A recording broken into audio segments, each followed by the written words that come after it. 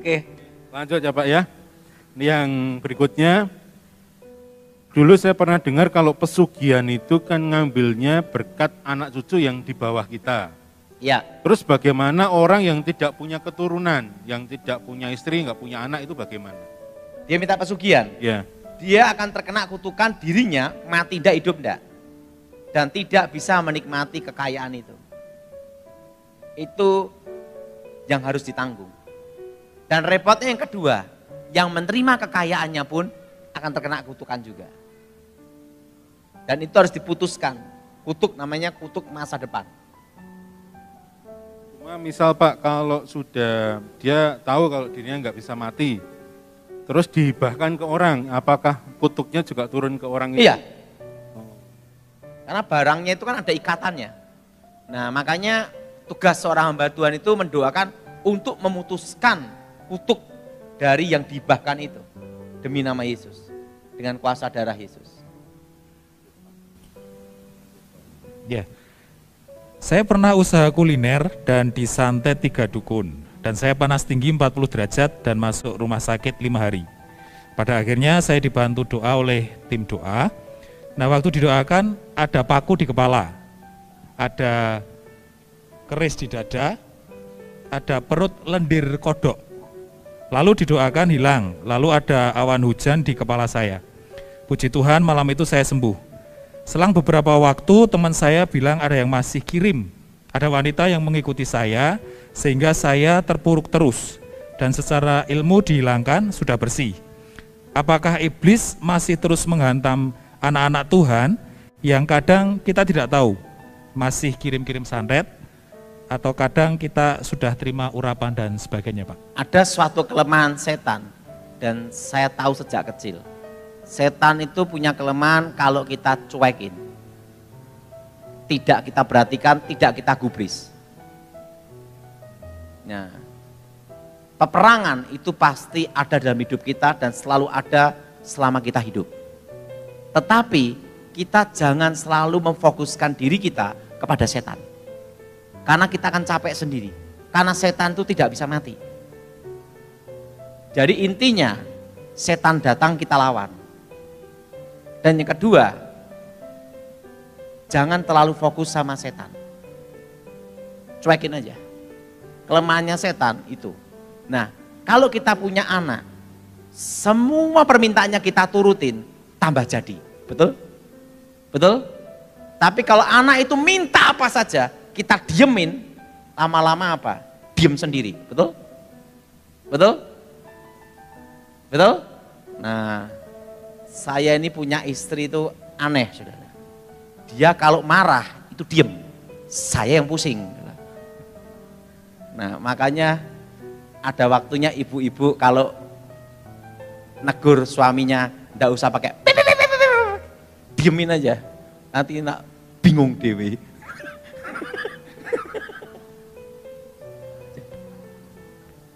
Betul?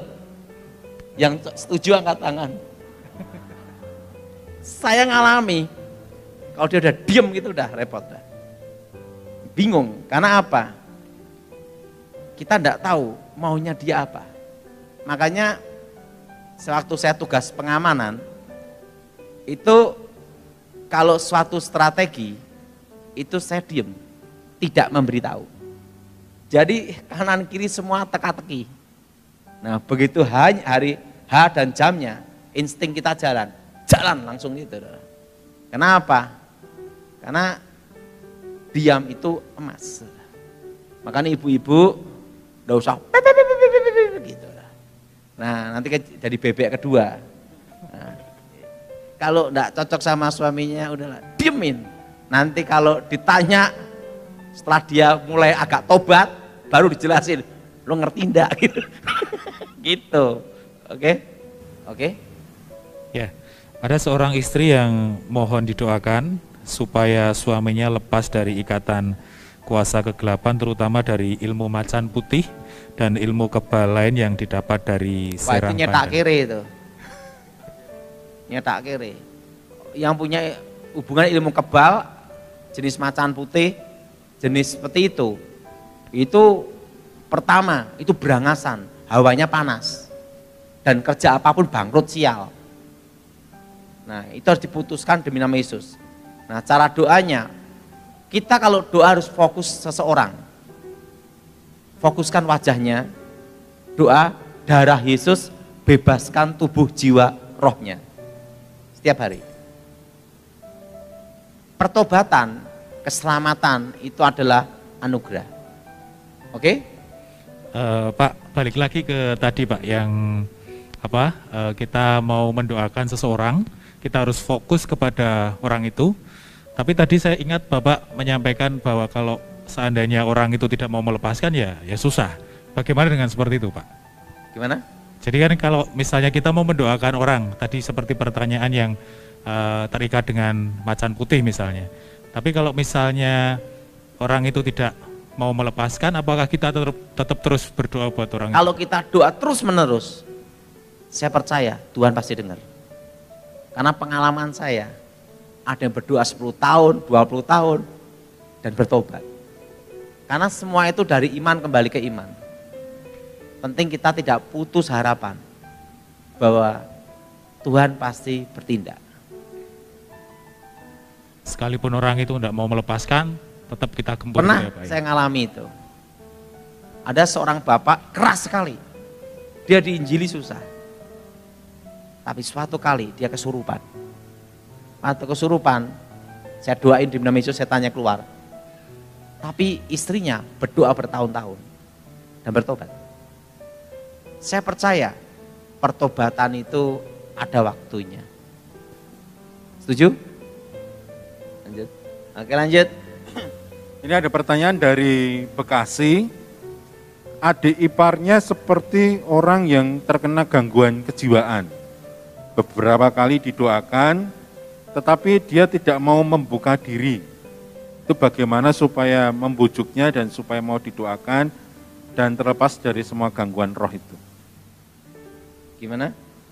Jadi ada seseorang punya adik ipar mengalami gangguan seperti orang gangguan jiwa. Beberapa kali pernah didoakan, tapi orang ini tidak mau membuka diri untuk didoakan. Terus bagaimana caranya supaya doanya dan supaya adik iparnya bisa terlepas dari gangguan ini? Kita harus doa sungguh-sungguh.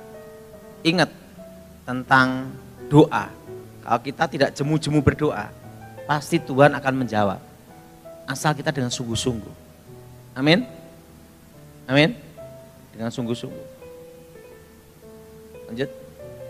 Ya, yang kita kenal untuk santet itu sarananya kan atau alatnya itu bisa berupa jarum atau paku. Kemudian pertanyaannya, apakah ilmu santet itu bisa menggunakan media peluru Pak? Karena suaranya seperti letusan. Bisa, semua objek benda bisa. Termasuk salib pun bisa dipakai. Karena itu benda. Setan tidak takut salib. Buktinya di kuburan banyak salib, betul enggak?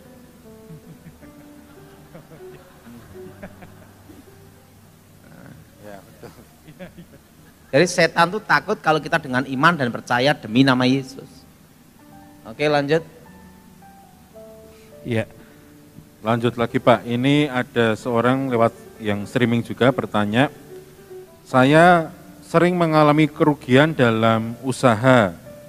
Terus dia coba selidiki, ternyata nenek moyangnya dulu terlibat okultisme warok. Bisa terjadi, namanya kutuk kebangkrutan. Kalau diputuskan dalam nama Yesus, pasti beres. Tapi sudah didoakan, diputuskan, tetap terjadi, berarti goblok.